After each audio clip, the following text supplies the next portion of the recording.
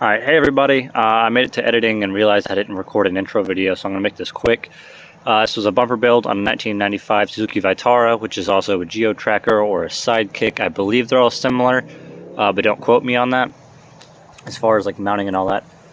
But we went ahead and we made a bumper out of 1/8" steel. Everything is TIG welded on both sides, meaning like this seam here and then on the inside. As you'll see in the video, the winch was a 5,000-pound ZXR from Harbor Freight that we put in there. These were ordered off Amazon, but apart from that, everything else is just the 1/8" metal that we welded together. So yeah, let's get into it.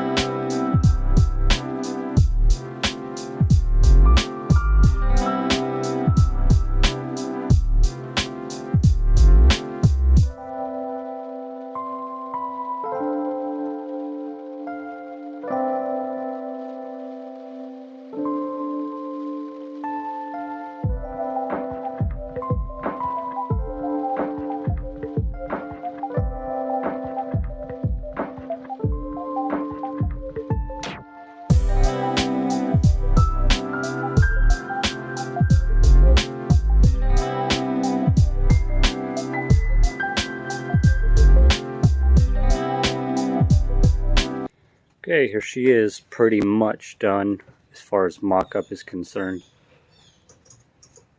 It's all tacked up, or these pieces here are tacked up. But need to charge the phone and need to take a quick break, so we'll get to it when I get back.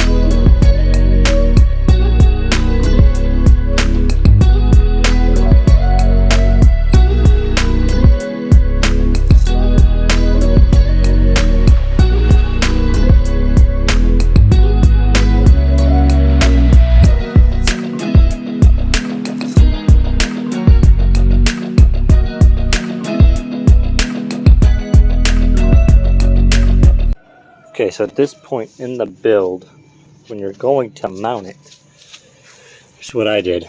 So there's these original mounting holes here. There's two of them.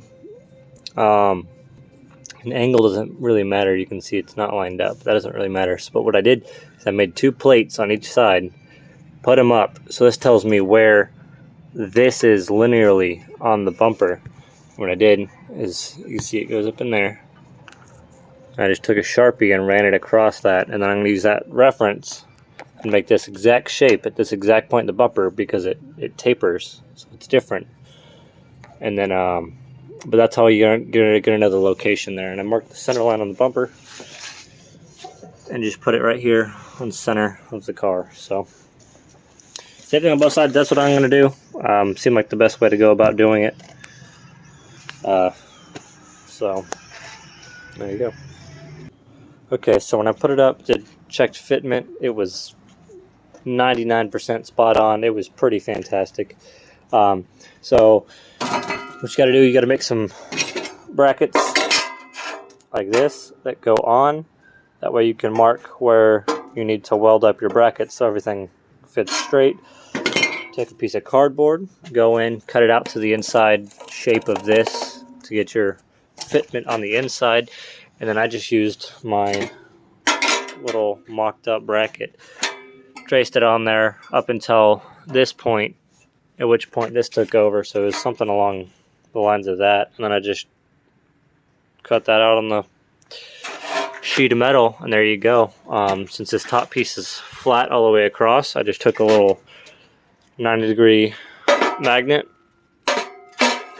stuck it on there like so, and then lined up my line with the mark I made earlier. It fits phenomenal. So I couldn't be happier with that. If you guys are actually following this because you're doing it, that's what I would recommend.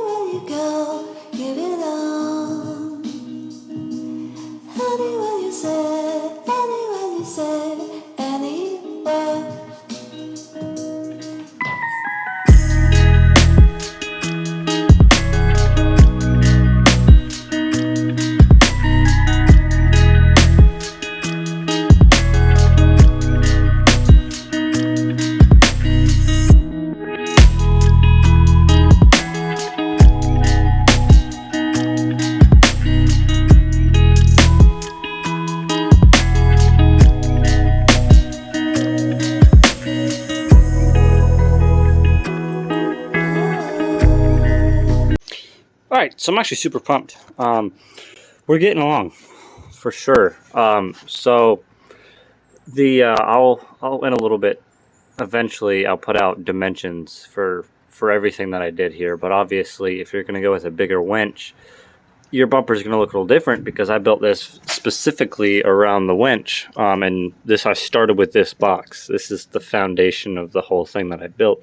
A little bit taller would be okay, but I mean any wider and that's not doable. I think we're even touching on this end.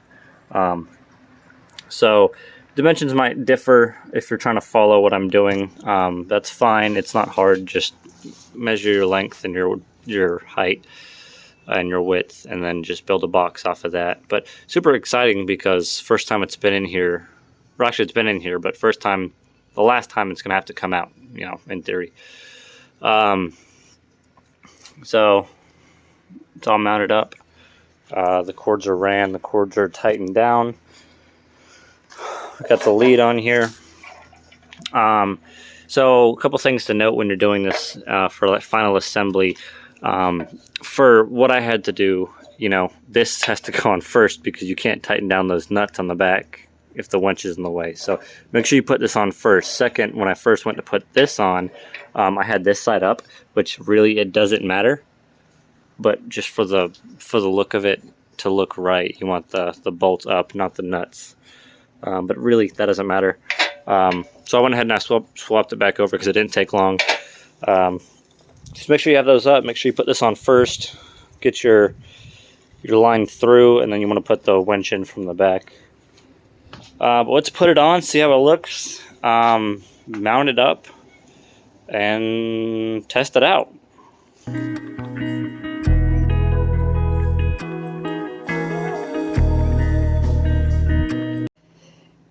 Cool, we put it on.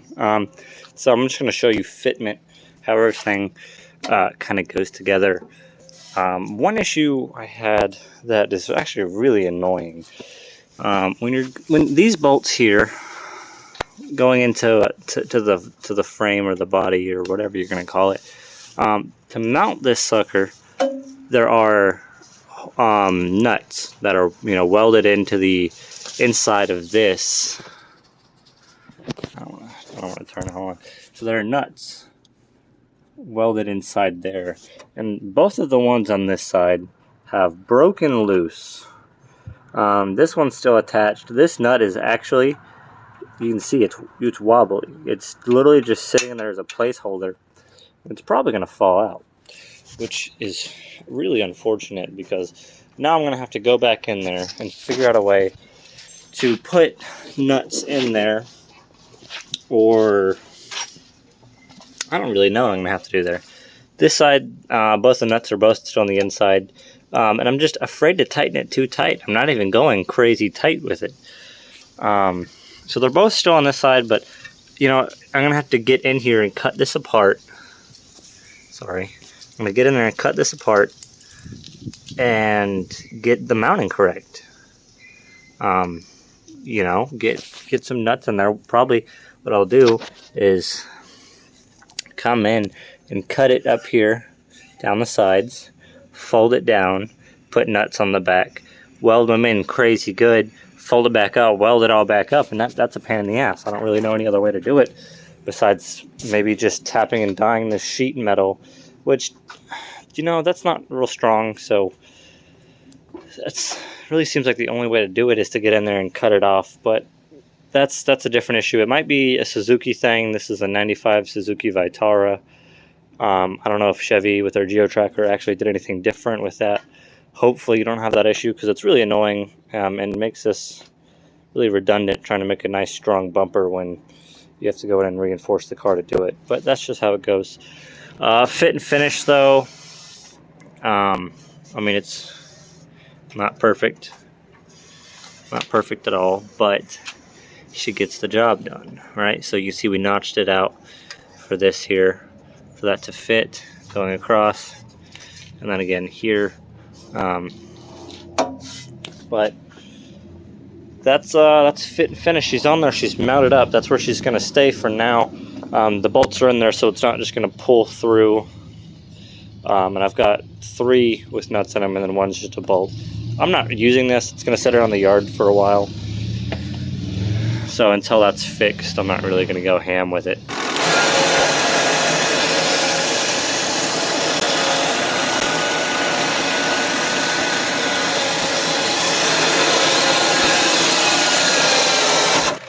Cool. Alright, so I ran it in the front yard, hooked it up to a tree, put it in neutral.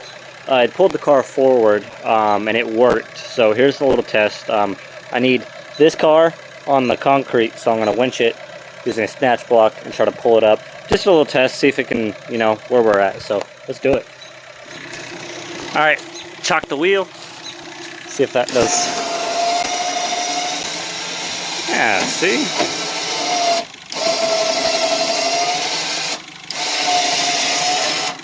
Yeah, dude, we're golden. No, the smoke's seafoam. Don't worry about the smoke. Just make sure we're... Yeah. Straighten up the wheel here.